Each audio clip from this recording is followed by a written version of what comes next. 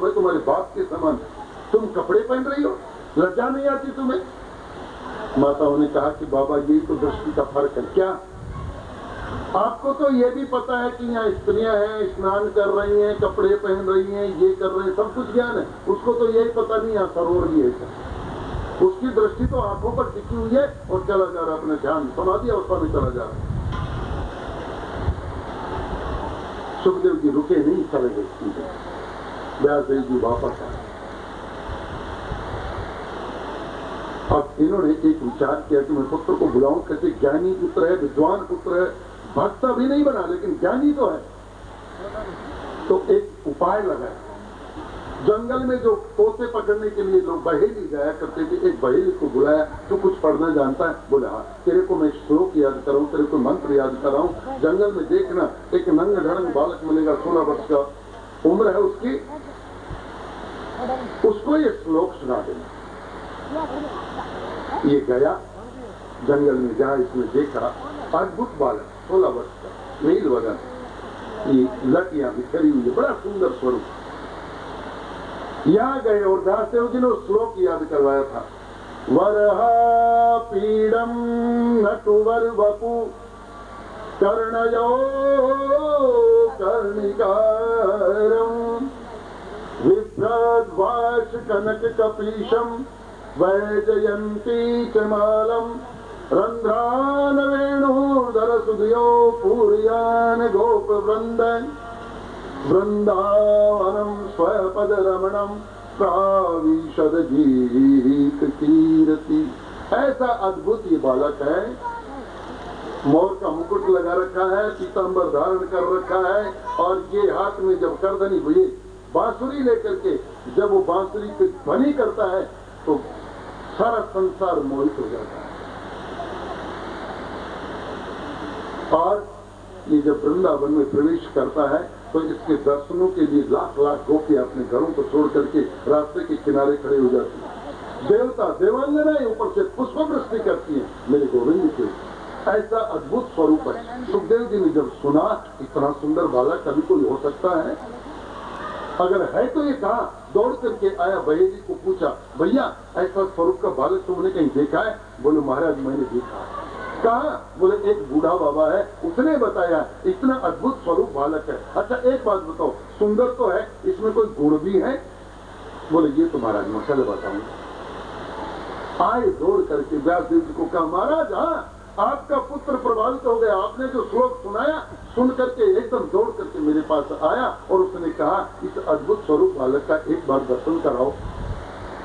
और फिर कहा उसके गुण बताओ। तो महाराज कुछ गुण बताओ ना। तो व्यासदेव जी ने कहा ये श्लोक सुनाना। गया दौड़ करके उस बालक को ढूंढा और कहा महाराज उसके गुण सुनिए। पूतना लोक बालग्नि राक्षसी रुधिरासना। अरे वो कैसा दयालु है जो पूतना हलाहल विष लगा करके आई अपने स्तनों में कि मैं उस बच्चे को ये स्तन का उसके मुंह में स्पर्श करा दूंगी तो उसका देहांत हो जाएगा, प्राणांत हो जाएगा।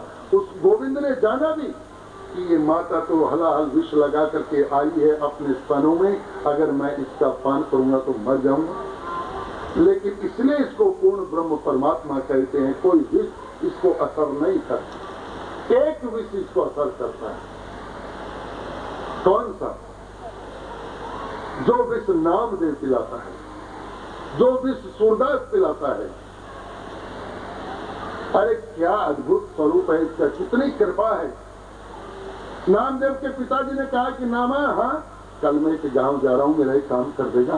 बोले बताओ कि क्या काम है? अरे बेटा मैं अनवरत 60 वर्ष से एक मेरी यात्रा है, उस यात्रा का मैं पथिक हूँ।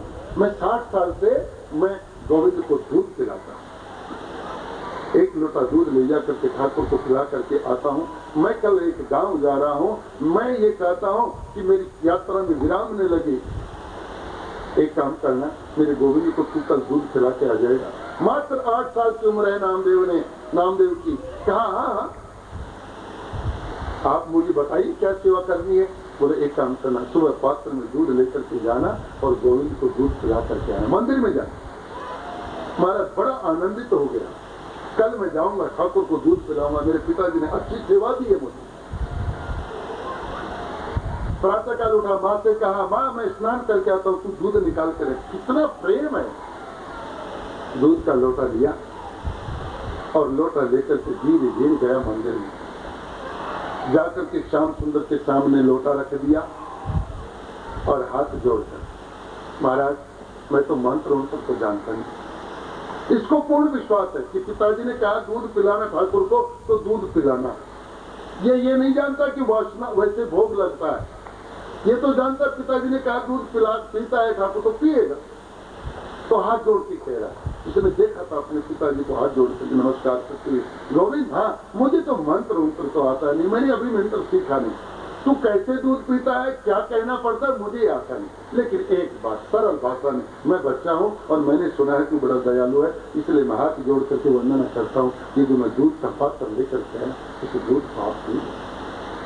और आंख बंद करके बैठे। 2-3 मिनट के बाद में आंख खोल करके देखा, सर दूध रखा। देखो ठाकुर ये सब नहीं चलेगा। मैं मानता हूँ मुझे मंत्र नहीं आता, लेकिन भाव में तो मेरी कोई कमी नहीं। मैंने लोटे को साफ किया, शुद्ध किया, मिट्टी से साफ किया, माँ ने ढंग से दूध निकाल करके दिया, इसमें कोई कमी नहीं, कोई झूठा नहीं, कोई अशुद्धता नहीं। दूध तो आपको पीना पड़ेगा। और जब ये मीठी पुकार, मीठी आवाज गोविंद को सुनाई पड़ी तो हिल गया सिंहासन। लेकिन डर में सामने आऊं तो कैसे आऊं, सामने तो आ नहीं सकता, लेकिन इसने आज जिद कर रखी कि दूध पिला सकते। आंख बंद कर, लो आओ गोविंद दूध पियो, दूध पियो, यही मेरा मंत्र है, यही मेरी प्रार्थना है, इसी को स्वीकार करना पड़ेगा। हमारी भी यही दशा है। कोई आपको बहकाए, अगर मंत्र आपको आता नहीं, आपकी पूजा नहीं, एकदम सही बात नहीं है। अगर आपने सच्चे दिल से भगवान को पुकारा है तो सीधे भाषा नहीं जानता है। अरे गोविंद तो विठल विठल कहने से आता है, गोविंद गोविंद कहने से आता है। श्याम सुंदर कहो, घनश्याम कहो, प्राणनाथ कहो, प्राण धन कहो, कुछ भी कहो वो सुनता है। देखो नामदेव पुकार कर रहा है, गोविंद आओ ना, श्याम सुंदर आओ, दूध पियो। अब ज्यादा देर ठीक नहीं, मैं भी वापस जाऊंगा, मैं भी दूध पीऊंगा, मुझे भी भूख लगी है। लेकिन श्याम सुंदर सामने में आने में संकोच कर, आँख खोल करके देखा दूध अभी रखा हुआ। अच्छा ऐसे नहीं आओगे, अब की बार मेरी प्रतिज्ञा है, अगर अब की बार दूध नहीं पिया तो अपना मस्तक तुम्हारे डेहरी के ऊपर भंजन कर दूंगा, या रक्तपात हो जाएगा, अपने सर को फोड़ दूंगा। बस मेरा आखिरी उपाय ये है, मेरा आखिरी मंत्र है। और किया उसने। 2 मिनट वंदना की, तीसरी बार देखा दूध नहीं, उठाया सर और मारने चला चौखट के ऊपर। तो जैसे चौखट पर स्पर्श होने लगा, गोविंद ने बीच में हाथ दे दिया, नामा क्या कर, और नाम दे दिया। नामा ने देखा, गोविंद प्रभु आ गए। अरे कैसे हो, कितनी देर से मैं पुकार रहा, अभी तक इतनी देरी करते हो। मानो मैं बच्चा हूँ, लेकिन इस तरह से आप हमारे पिता हैं, माता हैं, इतनी देर लगाते हो। अरे नामा तेरे को पता नहीं, जगह जगह हम प्रकट नहीं हो सकते। क्यों नहीं हो सकते? अगर कोई भक्त बुलाए क्यों नहीं होगे? अच्छा बोलो क्या बात है, दूध पियो। अरे ठाकुर ने नामदेव के सामने अपना पात्र उठाया और ठाकुर स्वयं पी लिया। पीते रहे। नामा ने देखा है सारा दूध पी जाएंगे, मुझे प्रसाद नहीं देंगे, ये कैसा भगवान। आधे दूध पी गए, नामा से रहा नहीं गया, पकड़ लिया लोटा, महाराज सारा पी जाओ, हमें नहीं दो। और गोविंद ने पीने से लगा, कैसा बता। इंतजार के लिए कहा, कोई विकार नहीं, कोई अहंकार नहीं। आ जाओ बाबा जी ने कह दे तो 3 चिंता तो गणित है और 3 आप है, तेरा जैसा राजा 360। क्रोध तो उड़े जरूर ना, ये साधिता नहीं। क्रोधम मूलनर्थानां क्रोध संसार बंधनम धर्माय क्षय क्षयकार कई क्रोधम विवर्धयति। ये माताएं भी बहुत कहती हैं कि महाराज हमारे घरों में बहुत झगड़ा होता है, इसलिए होता है कि तुम्हारे घरों में क्रोध तुम्हारे नाक के ऊपर रखा, चाहे मर जाओ पर जिठानी ने कौन बोलो मर जाओ। फिर क्या कथा सुनी, कथा सुन करके बर्तन नुको नु बरदर। बाबा जी हाँ हमारे घर में झगड़ो बहुत है, कोई ऐसी दवाई बताओ ना जिससे झगड़ो बंद हो जाए। बाबा जी बोलो बेटी मारकन से दवाई जो, हाँ अंदर गया, एक शीशी में कुछ दवाई लेकर के ले, इसको साथ ले जाना, और तुम्हारी जिठानी जब तुमसे क्रोध करे, तुम्हारी सासू जब तुमको धमकाए, तो इसमें से एक घूंट लेकर के और चुपचाप ले जाना। दवाई का असर देखना, 10 मिनट में लड़ाई बंद हो जाएगी। अच्छा महाराज, हाँ ले आई। अब जैसे सासू ने क्रोधित होने का वो किया, जिठानी गर्म हुई, साथ में जोरानी भी ला और टाइम भीतर गई, बाबा जी की दवाई ली, मुंडा में चुपचाप से निकल गए। 5 मिनट 10 मिनट सासू झकझक कर रही, बोली को न के जिठानी पे माथो बता रही, बोली को अरे क्यों वही कहे तो लड़ाई में आनंद को नहीं, तो सामने कोई बोला ही नहीं तो लड़ाई में कैसे आनंद। तो प्रयोग सफल। अरे बाबा जी की दवाई तो बड़ी गुणकारी, देखो बैठ की चुपचाप, देखो ये मेरे गुरु की वस्तु का कमाल है। 2-4 दिन बाद में फिर अंदर गए, लिया घूस, बैठ गए। 10-15 दिन में संगत खत्म। दौड़ करके गई, महाराज बटुआ निकाला, कितनी भेंट चाहिए, लीजिए। किस चीज की? अरे महाराज आपने वो जो दवाई दी थी ना, बड़ी कामयाब दवाई, हमारे घर में झगड़ा खत्म। ये तो दवाई क्या है, अमृत है महाराज, कितने पैसे दो? ऐसे ठगी जाती है साधु, पैसे से बेचता है। देखो कैसा दयालु था। अरे मूर्ख, ये दवाई का कमाल नहीं था, तो उसमें तो खाली पानी था। फिर लड़ाई कैसे बंद हो गई? बोलो तेरे मौन के कारण। तेरी सासू ने झगड़ा किया, तू मौन होकर के बैठ गई, वो सर पता करके चुप हो गई। सबसे बड़ा उपाय है मौन। अगर तुम्हारे घर में तुम्हारी बहू तुमसे झगड़ा करती है, मौन हो जाओ, थोड़ी देर बाद या जोर जोर से हरे कृष्णा कृष्णा कृष्णा हरे हरे, हरे राम राम राम हरे हरे। जब हम बच्चे थे ना, तो हमारी दादी सुनाया करती, बोलो एक गांव में एक बूढ़ी बहुत जोर से लड़ाती, कोई उन्हें बोल लेते ना, समझ लो आग में पेट्रोल देती, बड़बड़ाहट एकदम पीछे लग जाती। अब कोई दरका वाला तो बोले सुनो। एक नई बोली आई, वो बड़े थे होते दादी जी की मैं लड़ाई छुटा दूं। अरे भाई जय बातें और कैसे कर रहे हैं, इनसे बोलिए बस। बोले नहीं नहीं नहीं, थे को तो बोलो छुटा दूं। बोला अपने ऊपर कोई आफत हो ना हो, तो बोले नहीं, तो बोले तू कर दे भाई, ऐसा काम हो जाए बढ़िया से। ये बूढ़ी भी इनको जीवन सुधर गया। चना ले बैठी 3 किलो का खोला, अब चाची को गढ़ा तो पाड़ी। अरे वो बूढ़ी का ने गोठो दिखाए खुश, और बूढ़ी बड़बड़ाता, और वह चना गिर घड़। अब वो गड़गड़ाता, मतलब थोड़ा ही बोले, बूढ़ी खूब बड़बड़ाता चले, वो अपने चना पीछे घड़ घंटा तो मैं पता है फिर पग पकड़ लिया, एक दिन नहीं मेरी गाय छोड़ देगा। वो दिन से ही सुधर गई।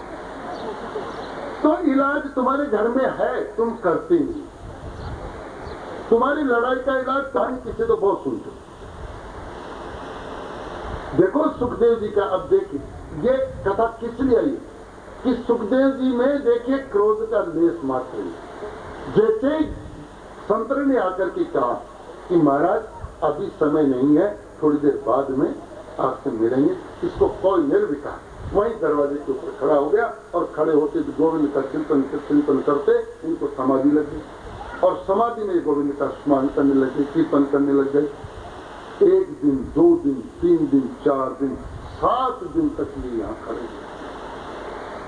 7 दिन के बाद जनक महाराज ने अपने मंत्री को बुलाया और कहा, अरे 7 दिन पहले एक साधु आया, बताया दरवाजे पर, मैंने उसको इंतजार के लिए कहा था, सुखदेव जी आए थे, अभी हैं या चले गए? अगर हैं तो मुझे बताओ।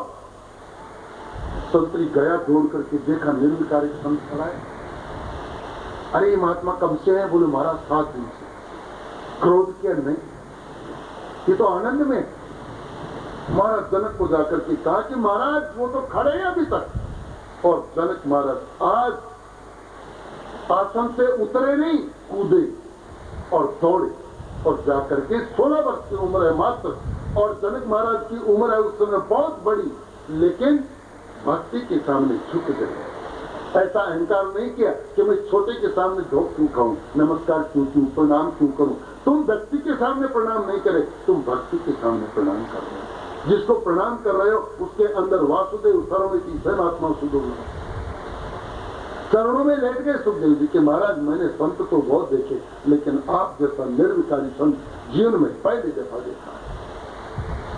साथ में लेकर के गए, अंदर ले जाकर के सिंहासन पर बैठाया, चरण प्रक्षालन की, प्रदक्षिणा की, चरण प्रक्षालन करके शरणाव्रत लिया और अपनी पत्नी सुनैना को बुलाया। सुनैना, हाँ आज हमारे भाग्य उज्जवल हो गए। कैसे? आज मेरे प्रांगण में एक ऐसा संत आया है जो संत की व्याख्या को पूर्ण करता है, इसके दर्शन मात्र से पवित्र हो जाए। जी एक काम कर, तू भी दर्शन कर। दर्शन की सुनैना ने कहा कि पतिदेव, हाँ अगर आप परीक्षा हो तो मैं थोड़ी परीक्षा कर लूं। कैसी? नारद अपने आप को बहुत श्रेष्ठ संत मानता है। आज मैं नारद और सुखदेव जी में थोड़ा परीक्षण कर लूं कि पलड़ा किसका भारी है। और जनक महाराज ने कहा कि जाओ कर लो। सुनैना ने क्या किया, बगीचे में एक इंदा लगवाया, बड़ी पाठ करी, बहुत बड़ी पाठ करी। नारद जी को कहा महाराज चलो आज वहां बगीचे में थोड़ा बैठते। नारद जी आए, सुखदेव जी को लेकर के आए, इस हिंदे के ऊपर बैठा दिया, एक तरफ सुखदेव जी एक तरफ नारद। और फिर आई सुनैना सुंदर परिधान में आई, इस हिंदे के पास उछली और बीच में बैठ गई।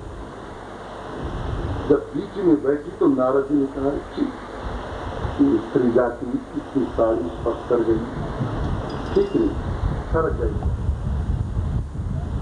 लेकिन सुखदेव जी वो मानो पत्थर बैठे हुए, कब सुनैना आई उसका ही पता नहीं। भजन हो तो ऐसा, कई संत लोग डरते हैं, हम समाज में नहीं जाएंगे, हम तो जंगलों में भजन करेंगे। क्यों?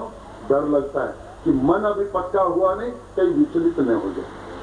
दोष देते हैं माताओं को, दोष देते हैं बहनों को, लेकिन स्वयं का पाप अभी मरा नहीं, इसलिए समाज में जाने से डरते हैं।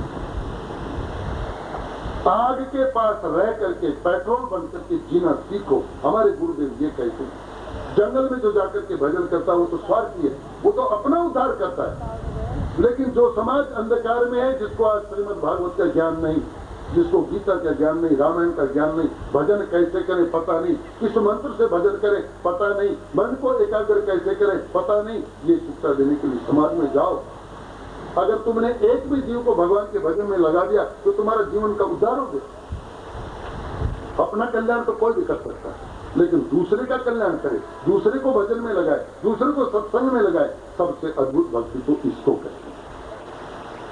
सुनैना ने कहा कि महाराज ये कैसा संत है, इसको तो यही पता नहीं कि मैं आकर के बैठी या नहीं बैठी। सर्वश्रेष्ठ घोषित कर दिया सुखदेव जी, महाराज इसके समान संत आज तक नहीं मैंने देखा। और प्रश्न किया, सुखदेव जी से प्रश्न किया कि महाराज एक बात बताओ, किस मनुष्य का जीवन बेकार, इस धराधाम पर आया और चला गया, इनमें किस जीवन का जीवन व्याप्त है? तो इन्होंने कहा नारायण पंकज लोचन प्रभु केयुरहारे परिशोभिमान भक्तायुतो एन सुपूजितो न ही व्यर्था गतम तस्य नरस्य जीवनम। बहुत सुंदर बात, श्रीमद् भागवत का निचोड़ी सुंदर कि जिस व्यक्ति ने मनुष्य जीवन का शरीर धारण करके मनुष्य बनने के बाद ऐसे भगवान का भजन नहीं किया, जिसने कमल दल की माला पहन रखी है, पीतांबर जिसने पहन रखा है, जो मधुर मधुर मधुर बंसी बजाता है, जो गोपियों के साथ संग में नृत्य करता है, ऐसे गोविंद का जिसने भजन नहीं किया उसका जीवन तो बेकार। मेरे यादवंत सरकार यादव कुल में क्यों आए?